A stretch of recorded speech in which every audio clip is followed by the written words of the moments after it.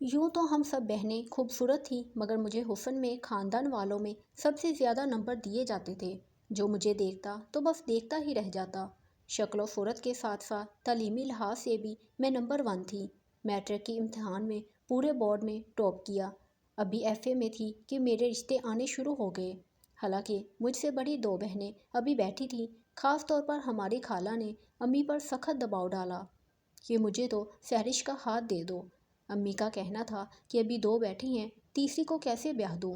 تم بڑی دونوں میں سے کسی کا نام لو تو بات ہے۔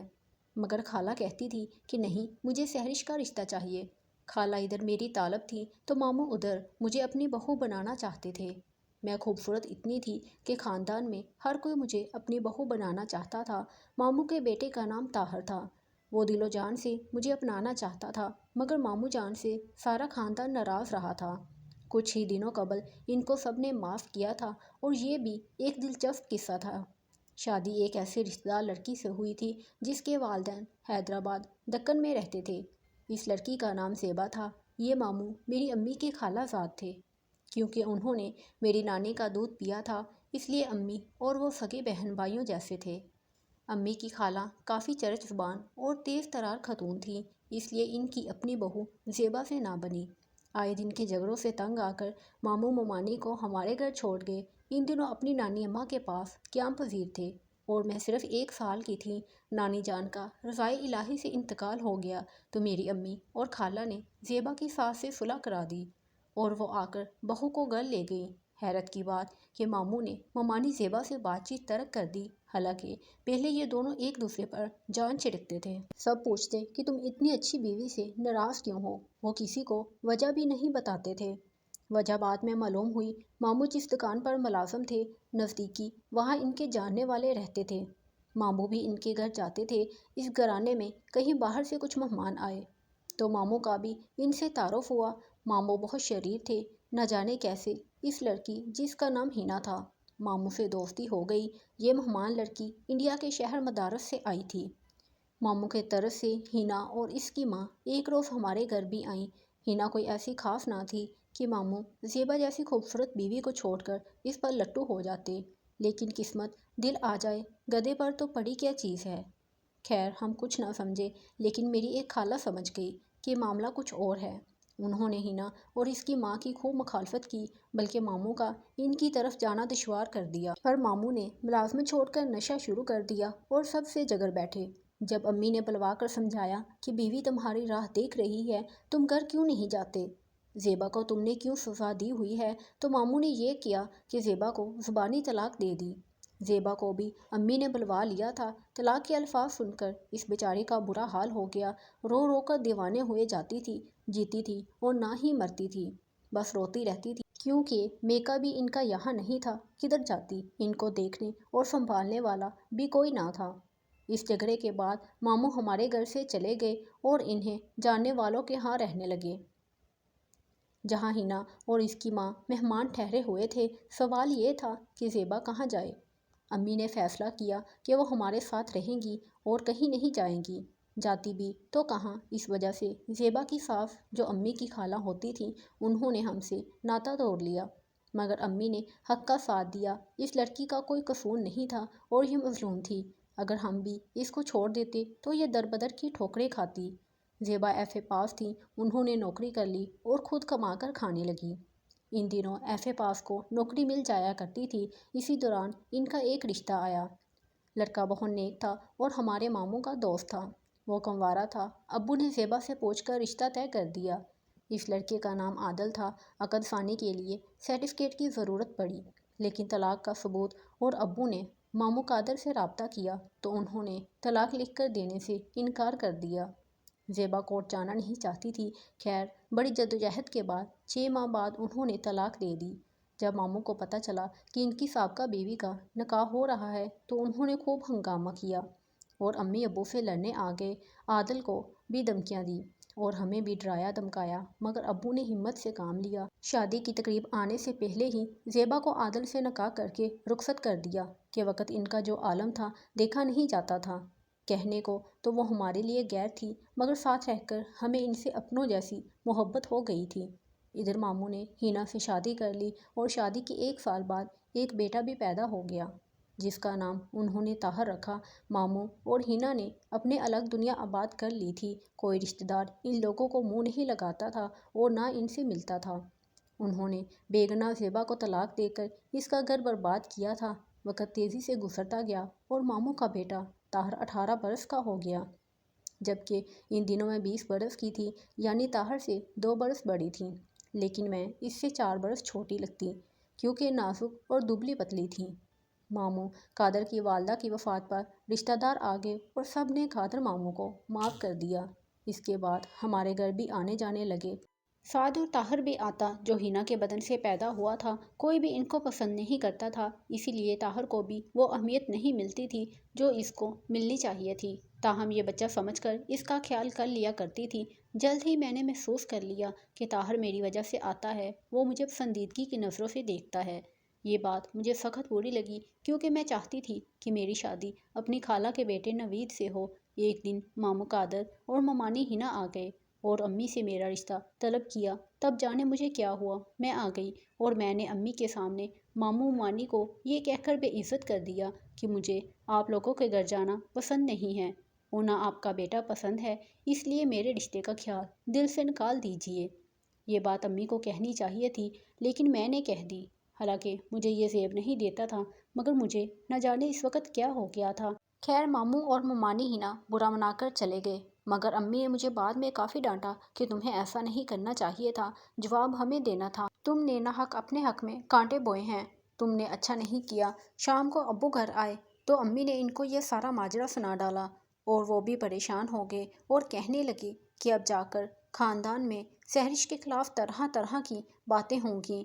میں نے زیبا کا واقعہ سن رکھا تھا، شاید یہ اس کا رد عمل تھا۔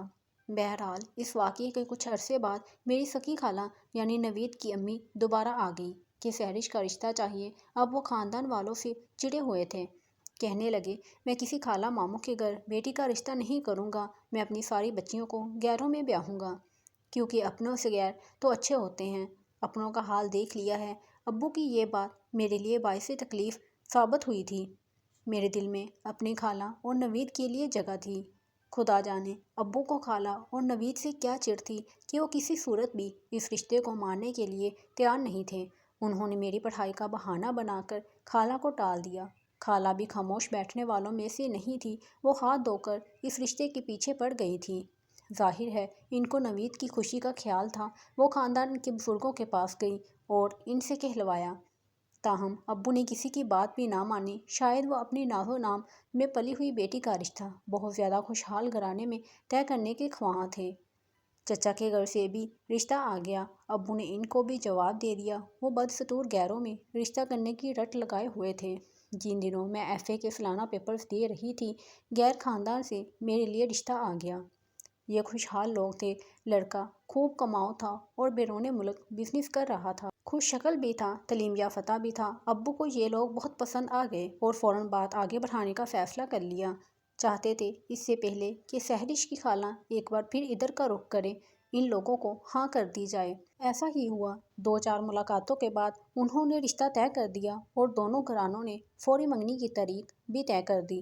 منگنی کی خبر سنتے ہی خالہ ہمارے گھر آن پہنچی اور خوب شور شرابہ کرنے لگی۔ دوسری طرف میری حالت غیر تھی، نہ ابو کے خلاف جانا چاہتی تھی اور نہ نوید کو دل سے بلانا چاہتی تھی، لیکن ایک مشرقی لڑکی جو اپنے والدین کی فرما بردار ہو آخر کر بھی کیا سکتی تھی۔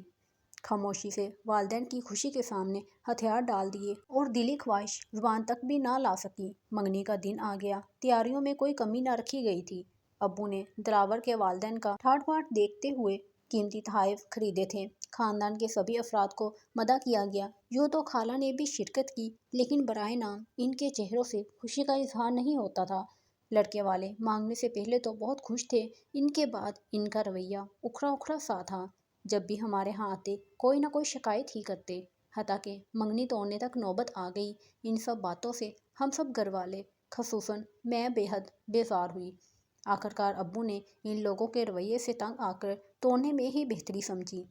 لڑکے والوں کے اصل رویے کا پتہ تو اس وقت چلا جب ان لالچی لوگوں نے منگنی پر ہی نقد رقم اور گاڑی کی امید لگا کر منگنی کی۔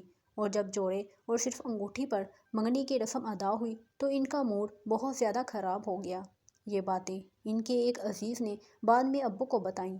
خیر خدا نے ہمیں ایسے گھٹیا اور دولت پرست لوگوں سے بچا لیا اور آنے والے وقت کے نقصان سے بھی محفوظ رکھا۔ زندگی ایک بار پھر اسی ڈگر پر چل پڑی۔ میں نے پڑھائی کو خیر آباد کہہ کر خود کو گھریلو کاموں میں مصروف کر لیا، لیکن کہیں نہ کہیں دل میں امید کی ایک ہلکی سی کرن روشن ہوتی کہ شاید اب ابو اپنا فیصلہ بدل لے اور خالہ سے رشتے کے لیے ہاں کر دے۔ مجھے پتا تھا کہ خالہ بھی اپنے بیٹے کے جذبات سے مجبور ہو کر دوبارہ ضرور آئیں گی۔ وہ آئی اور پھر نا امید لوٹی۔ ابو کی بات پتھر پر لکیر تھی، وہ دونوں بڑی بیٹیوں کے ساتھ میرے لیے بھی رشتے کی تلاش جاری رکھے ہوئے تھے۔ ان دنوں جو حالت میری تھی وہ بیان سے باہر ہے۔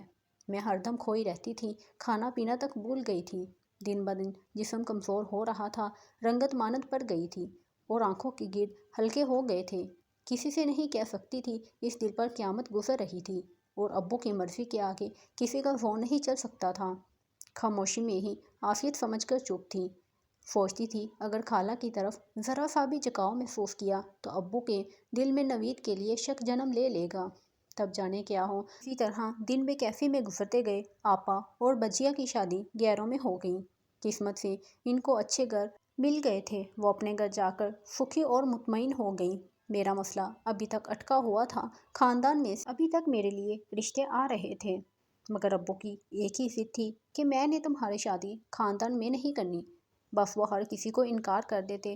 بہت سے عزیز اس بات پر بہت ناراض ہوئے اور کہا کہ دیکھتے ہیں تم اپنی بیٹی کی شادی گیاروں میں کیسے کرو گے، مگر ابو ان کی بات پر کوئی خاص توجہ نہیں دیتے تھے۔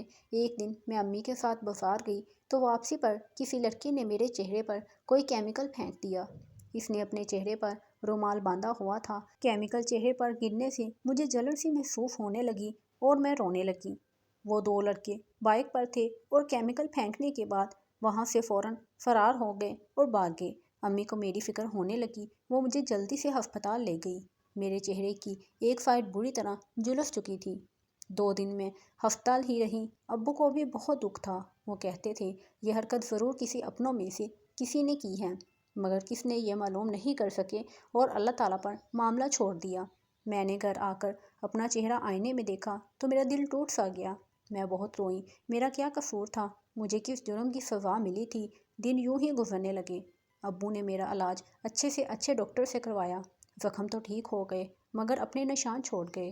ایک شام کوئی جان پہچان والی عورت میرے لیے رشتے کا پیغام لائی۔ میری صورت اجڑی ہوئی اور چہرہ بے رونق ہو رہا تھا۔ کمزوری سے رنگ سانولا ہو گیا تھا۔ اس کے باوجود پہلی نظر میں لڑکے والوں کو میں بھا گئی۔ وہ جلد از جلد ہمارا جواب ہاں میں چاہتے تھے۔ عمیر سعودی عرب میں کام کرتا تھا۔ شادی کے سلسلے میں کچھ عرصہ پہلے پاکستان آیا تھا۔ وہ بہت خوش شکل اور سمارٹ لڑکا تھا۔ ابو نے اس بار خوب جانچ پڑتال کے بعد ہاں کی، لیکن پھر بھی لڑکے والوں کے اصرار پر چٹ منگنی اور پٹ بیاہ کر دیا گیا۔ پہلے میں شادی سے خوش نہ تھی، بلکہ میں نے اپنے دل پر پتھر رکھ کر شادی کی تھی، لیکن سسرال والوں سے مجھے اتنا پیار اور اتنی اپنائیت ملی، میں اپنا غم بھول گئی۔ رفتہ رفتہ زندگی بچوں کی چہکاریوں اور خوشیوں کی بہار سے مہک اٹھی۔ سال بھر تک میں اداس رہی تھی۔ رفتہ رفتہ اپنی پیاری بچی نیدا کی پرورش میں کھو گئی۔ میری ساس سسر زندہ نہیں تھے۔ عمیر کی شادی ان کے چچا چچی نے کی تھی۔ وہ بڑی امی اور بڑے ابو کہا کرتا تھا۔ ایک دن عمیر ایک پرانی البم اٹھا لائے اور مجھے دکھانے لگے۔ ان کی والدہ اور والد کی تصویریں بھی اسی البم میں موجود تھیں۔ باتوں باتوں میں انہوں نے اپنی والدہ زیبا کا نام لیا۔ تب میں چونکی کہ عمیر کے والد کا نام عادل ہے اور زیبا والدہ کا نام ہے۔ یہ زیبا کہیں وہی تو ہماری پرانے والی ممانی نہ ہو۔ میں نے اپنے خاوند کو تفصیل بتائی اور پوچھا کہ آپ کی والدہ کا تعلق کہاں سے تھا؟ تب عمیر نے مجھے ساری باتیں والدہ کے بارے میں بتا دی تو پتہ چلا کہ واقعی میں یہ وہی زیبا ممانی تھی اور عمیر ان کے بیٹے ہیں۔ میں نے امی کو بتایا تو امی خوش ہو گئیں، کہنے لگی تب ہی تو عمیر اس قدر اچھا ہے کہ ماں اچھی تھی اور گھر والے بھی اچھے ہیں۔ ایک اچھی عورت سارے گھر کو صحیح رکھتی ہے اور اچھے والدین کی نسل بھی نیک ہوتی ہے۔ امی کا خیال تھا کہ یہ خون کا اثر ہے جو ان لوگوں نے میری بیٹی کی قدر کی اور اسے سکھ دیا، جبکہ میں امی سے کہتی تھی کہ آپ کی وہ نیکی جو آپ نے زیبا کے ساتھ کی تھی وہ ہمارے کام آئی ہے، جس کی وجہ سے آج میں اتنی سکھی اور خوش و خرم زندگی گزار رہی ہوں۔ کہتے ہیں نا کہ نیکی اور نیک عمل کبھی بھی رائے گا نہیں جاتا، اور نیکی کا پھل اچھائی کی صورت میں ضرور ملتا ہے، اور اس میں ذرا بھر بھی جھوٹ نہیں ہے۔